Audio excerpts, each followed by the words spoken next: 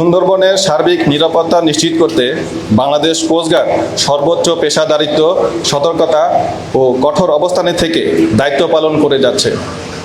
বর্তমান সরকারের দিক নির্দেশনায় সুন্দরবন অঞ্চলে সক্রিয় সকল বনদস্যু বাহিনী নির্মূল এবং উপকূলীয় অঞ্চলে সাধারণ জেলে, বাওয়ালি ও বনজীবীদের নিরাপত্তা নিশ্চিতকরণের লক্ষ্যে বাংলাদেশ কোস্টগার্ডের নেতৃত্বে operation restore piece in Sundarban এবং অপারেশন ম্যানগ্রোভ শিল্ড নামে দুটি বিশেষ অভিযান পরিচালিত হচ্ছে।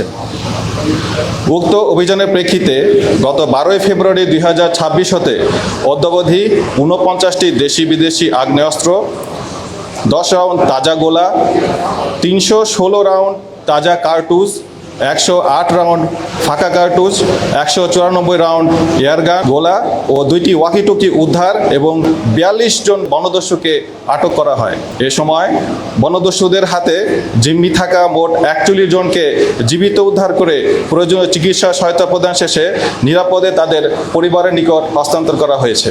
এছাড়াও সুন্দরবনের কুখ্যাত ডাকাত ছোট সুমন বাহিনী ও তার সহযোগী সহ মোট 60 জন অস্ত্র ও গোলাবারুদ সহ কোস্টগার্ডের নিকট আত্মসমর্পণ করে।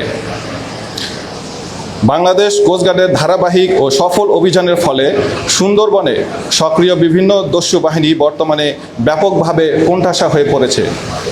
কোস্টগার্ডের কঠোর নজরদারি, গোয়েন্দা তৎপরতা ও নিয়মিত অভিযানের ফলে দস্যুরা তাদের কার্যক্রম পরিচালনা করতে ব্যর্থ হচ্ছে, যার ফলশ্রুতিতে সুন্দরবনের কুখ্যাত ডাকাত বড় জাহাঙ্গীর বাহিনীর 3 জন সক্রিয় সদস্য দল থেকে বিচ্ছিন্ন হয়ে কোস্টগার্ডের নিকট আত্মসমর্পণের সিদ্ধান্ত গ্রহণ করে। এ প্রেক্ষিতে গত 8 জুলাই 2026 তারিখ বুধবার বিকাল 5টায় বাগেরহাটের শরণখোলা থানাধীন সুন্দরবনের তাম্বুল বুনিয়া ফরেস্ট অফিস সংলগ্ন কলামুলি খাল এলাকায় ডাকাত বড় জাহাঙ্গীর বাহিনীর 3 জন সদস্য অস্ত্র ও গোলাবারুদ সহ কোস্টগার্ডের নিকট আত্মসমর্পণ করে। এ সময় তাদের কাছে থাকা 2টি দেশীয় 1 বন্দুক, একটি দেশীয় পাইপগান, 40 রাউন্ড তাজা কার্তুজ ও একটি ওয়াকিটকি কোস্টগার্ডের নিকট জমা প্রদান করে। এছাড়াও উক্ত সময় ডাকাত সদস্যদের নিকট হতে জিম্মি থাকা একজন জেলেকেও উদ্ধার করা হয়। আত্মসমর্পণকারী ডাকাত আলামিন হোসেন বাগেরহাট জেলার মোংলা থানা, তৈবুর রহমান সাতক্ষীরা জেলার তালা থানা এবং মনিরুজ্জামান মামুন খুলনা জেলার কয়রা থানার বাসিন্দা।